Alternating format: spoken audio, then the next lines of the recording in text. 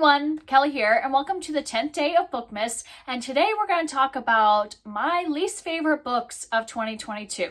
So these aren't necessarily books that came out that year, but they're my least favorite that I read that year. I have two one-star books that I absolutely hated, and then some two-star books. I'm going to just talk about 10 books today, so I have 8 two-star books, but I did read like 5 others that I gave 2 stars to. But if I couldn't really remember the book, like if it just did not stay in my head, I didn't see any reason to talk about it because I don't even remember necessarily what I didn't like. Mostly probably I was just really bored, and so that's not really interesting to talk about. So these are the ones I actually remember why I didn't like the book. So let's start with my one-star books, because why not just start with the ones I really didn't like. I don't often give a 1-star rating, because usually if a book is going to end up being 1 star, I would have just DNF'd it. But these, like, I pushed through because they were both authors I'd read before, and I was like, well, maybe there'll be a good payoff, and they were thrillers. And I have a really hard time DNFing thrillers because I'm always thinking, oh, maybe the big reveal at the end will save it. Well, it didn't save it on these. And these are also kind of popular. Some people have hated them, but I know there's a lot of people that love them, but I didn't. And that's just how I feel. So the first one is 9 Lives by Peter Swanson.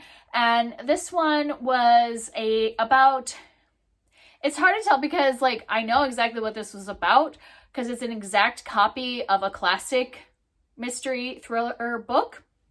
And I can't even tell you what that classic was because then you would know exactly how this book goes, because it was like he copied and pasted that book, and that's why I didn't like it. But I think that the concept here is that 9 people get a letter that has a list of their names, and then people from this list start dying.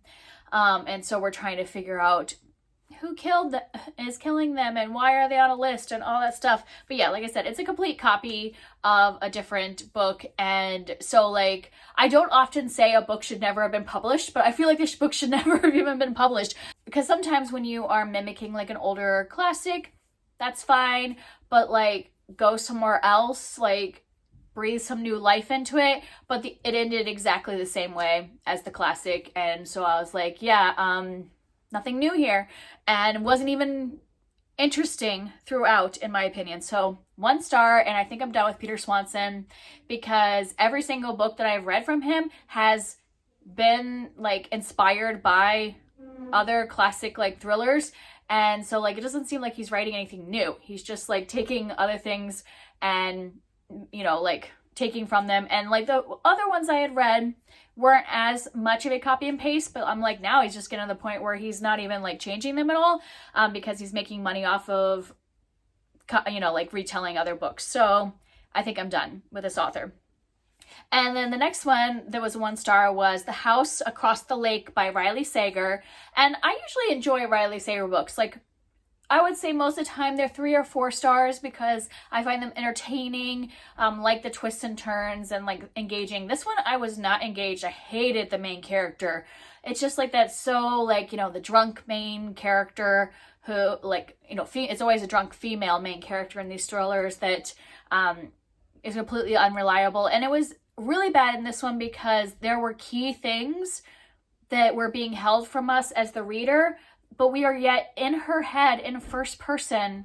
So like we should know those things, but then there were reveals later on, and I'm like, how does that really work that we're like following her and she's telling us, you know, about what's going on, but isn't telling us like the main big thing when we're in her head? Like it would have worked a little better if it wasn't like we were following her so directly.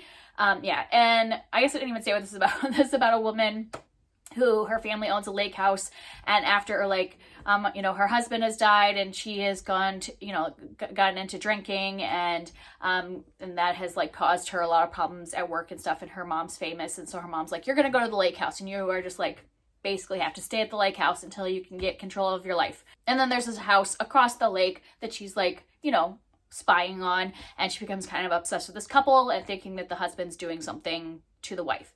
And yeah, so it's kind of like a voyeurism kind of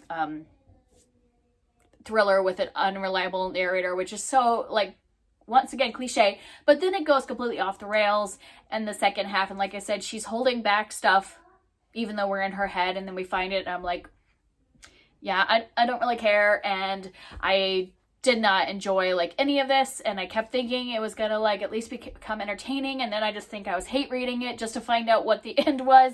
But yeah, 1 star, and I really hope that Riley Sager's next book is good, or I think I'm done with him as well. Like I said, I used to enjoy his books, but then they seem to have been dipping in quality the last couple. Now we're moving on to my 2-star books, so there would have been like a little grain of something that kept me going, but for the most part didn't enjoy them. And let's stay with the thrillers. So I read The Breakdown by B.A. Paris, and my husband and I actually listened to this on a vacation. Like, we were on a vacation, so we had our earpods in, listening to it while our kids were, in the back doing their own like iPads and things. And we thought, it's short, so we could just listen to it while we're driving. And both of us throughout the thing are like, should we just quit? Should we give up on this book? But we're like, it's not that long, it's something to do while we're driving. And if we hadn't been like on a trip driving, both of us probably would not have finished this book if we were just reading it on our own. And this is about this woman who, she's driving at night in a rainstorm and sees a car pulled over at the side that's like, looks like it's broken down. And she doesn't stop because it's raining and it's the middle of nowhere. And she's like, well, what if it's like, she doesn't want to be in danger, by stopping and helping in the rain. So she just goes home, and then the next day finds out that there was a woman murdered at that spot where that car was broken down. And so then she feels responsible and all that. And yeah, the main character was just insufferable. That's why my husband and I hated this. Like, the whole time she just kept making the dumbest decisions, and it wasn't even like, I know sometimes, people make dumb decisions, but it was like every single time, 100% of the time, she made the wrong decision, and she would make stupid decisions. And I'm just like, how does a person make 100% of the wrong choices? Like, there's got to be a few times when she is redeeming so that we want to follow her. And as she's like slowly unraveling, you're following her. So I think you're supposed to have some sympathy for her, that like things are kind of falling apart in her life. But we had absolutely no sympathy for her, because I'm like, I just don't feel anything for her, because she could have been doing things differently. And if I can't get behind her, then I'm like just following her for whatever, 300 pages, 8 hours of like, no, don't do that. Stop doing that. So I did not enjoy this one, and neither did my husband. We just kind of, we were able to like pause every once in a while and vent to each other about it. So it made it for a little bit of entertainment, but not a good book. And then continuing with kind of like a thriller horror combination is Hidden Pictures by Jason Rekulek. And this one started off good. This is about a woman who becomes a nanny for this young child, and the child starts like drawing pictures that are creepy, and then Annie's like wondering if there is something going on, if there's like a supernatural thing happening, whatever. And that whole incorporation of the pictures and that kind of mixed media was really interesting at first. So I was enjoying like kind of the first half of like trying to figure out what is going and where are these pictures going, and having that little element throughout. But then the whole second half of this just fell off the rails in both the writing. The writing went down in quality like a lot, in terms of just some tropes and things that I'm like, this isn't good quality of writing. The way you're picking these things to happen at the end, like just the way everything pans out, it just feels like you're just throwing everything in there, and it is not interesting. And then there were some things that I thought just shouldn't be written in a 2022 novel, because it's a brand new release, of things that shouldn't be reveals, that are offensive. And I can't like say exactly what those are, because they'd be spoilers. But if you go on Goodreads, you can probably find somebody that does a spoiler review that tells like all the like kind of things that are pretty offensive. So didn't enjoy that one. It went downhill quite quickly in the second half. And then one more that's kind of like in this thing, a mystery book, is The Case Book of Sherlock Holmes by Arthur Conan Doyle.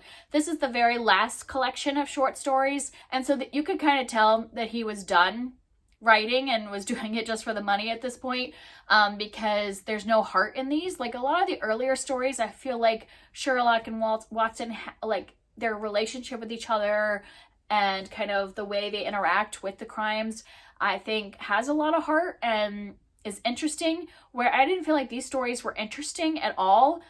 They were just really boring mysteries, even just like the mystery element. And then there was a lot of like really offensive stuff in this one, like very racist content, which yes, it's a classic, but a lot of, like, there is some racist elements in the other stories, but this one was like so prevalent to have a lot of racism and misogyny, and it made it like not fun to read, because there's all of that on top of the fact that they just weren't good mysteries compared to a lot of the other short stories that are earlier in Arthur Conan Doyle's collection of Sherlock stories. Okay, let's switch gears away from kind of mystery thriller type stuff and talk about The Midnight Library by Matt Haig.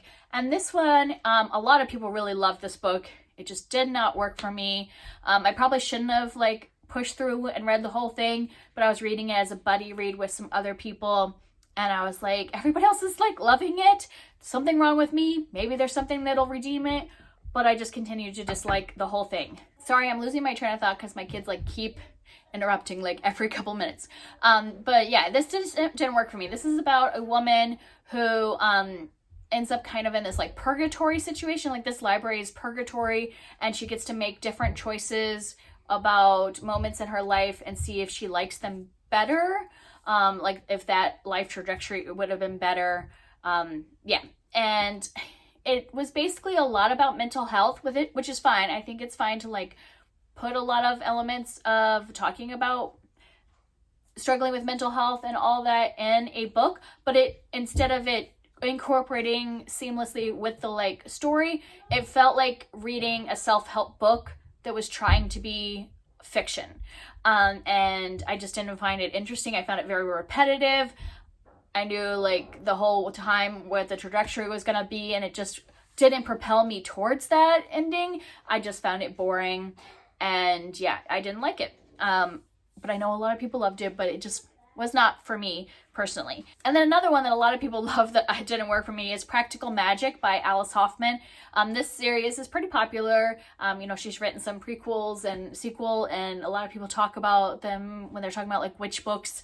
And I love the movie based on this, but the movie is very different than the book, and I just really didn't enjoy the book. So this is about a few generations of witches, and our work mainly following the kind of middle generation. So they have their aunts that are older than them, and then we follow the two main women who now I can't remember their names, and then the daughters of one of the women in the middle generation. And it doesn't, like, even though it's called Practical Magic, it has barely any magical elements at all to make it kind of witchy. Like, no, there was none of that kind of interesting stuff. There was just like little tiny things maybe, but mostly this was just a contemporary about a family and their drama they're going through. And I just really didn't like either of the main characters, the way they treated each other, the way they treated everybody else, and like just their personalities in general. I just did not find fun or interesting to follow. Like, I just didn't like really any of the characters, and this was very character driven because there wasn't like that really magical element. I just didn't find it very compelling at all. And then the last three are all romances, and I just had really bad luck with romances this year. I didn't read a lot of them this year, and it seemed like when I would pick one up, I would end up really disliking it. And so then that would kind of like put me off the genre for a little bit. And then I was like, okay, I'm ready to read a good one. And then there would be another one that I really didn't like.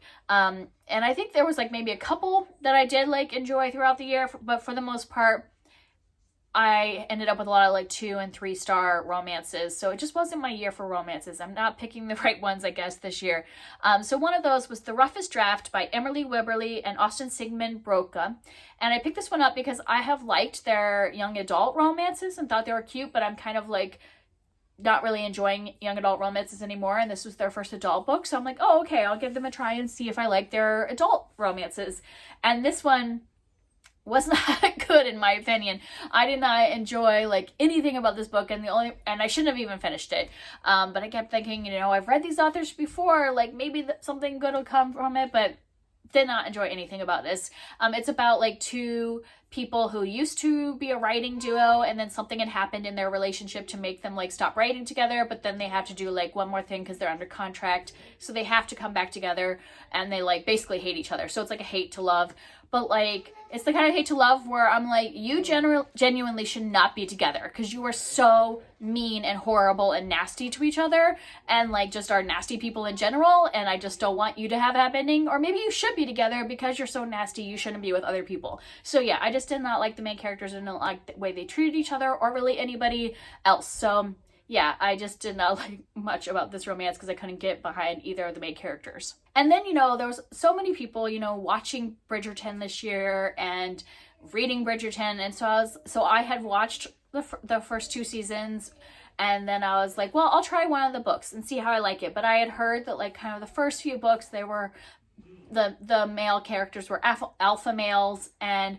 that's not really like my type of romance. So I was like, okay, well, I'll just start with a later book. I started with book number 4, Romancing Mr. Bridgerton, and I didn't like it. I still didn't like the male character and the way he treated the female character. The main male protagonist was like actively belittling the heroine like the whole time, and there were times where she was like just taking it, and she was like, yeah, you know, I deserve that. I'm like, no, woman, you don't. You do not deserve to be treated this way by somebody that you are in love with or that is supposedly falling in love with you. Like, you don't have to put up with that. Like, that is not the way people should treat each other when they love each other. And there was even like a scene where he was like physically hurting her. Like, I don't think he was doing it necessarily like to be physically abusive, but like was pulling on her arm and holding it to the point where she was telling him that she was like saying, you're hurting me, and he was continuing to grip her arm and pull her out of a situation. And I'm like, you are hurting her when you are angry at her,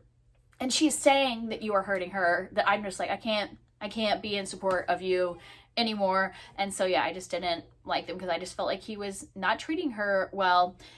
And so I'm just not going to read any more Bridgerton books. And I'll just watch the show as kind of like, I mean, like the show has some issues too, but I'm like, I just, it's kind of like soapy fun. So I'll just stick to watching them. And then the last one I want to talk about is most recent one, and that is Part of Your World by Abby Jimenez. And this is like big city woman goes to small town and meets this guy, and you know that our worlds do not mesh because he doesn't want to leave his small town because he is settled there and has inherited his family's like big home that has been in his family for generations, and she doesn't want to leave the city because she's a doctor in a prestigious hospital that is kind of part of her family's legacy, that they've always worked at this hospital and been like major players at this hospital. So they just don't work together because they're from different worlds, but they still fall in love. But it didn't work for me because I really hated the female main character. Like, she just like was not respectful to him. Like, I get that you don't want to compromise and like neither person wants to compromise. That's fine. You know, either you're together and you compromise or you're not together. But like, she just seemed to actively do things that were disrespectful to him because she didn't think it was going to work out. I'm like, well, then just break up with him. But if you're going to be with him, don't treat him this way. And she would just do things that I'm like, no, I just don't agree that this is a healthy relationship, and that like he was so nice to her and he was so open with her, and she just over and over again did things that were disrespectful, kept things from him, pretended not to know him when like other people were around. Like, yeah, it was just disrespectful, and I kept going thinking that like she would redeem herself, and then it was like hardly any redemption. It was like, oh, we're just gonna pretend that she hasn't treated you this way the entire time. Yeah, so not very good luck with romance. I'm gonna do better, hopefully, picking romance next year, and not just pick things that are popular, but like try to actively seek out the tropes I enjoy, and hopefully it'll turn out better. But those are the books that I liked the least this year. If you want to talk about any of these down below, I would love to hear from you. And then tomorrow we'll start talking about my favorite books of the year.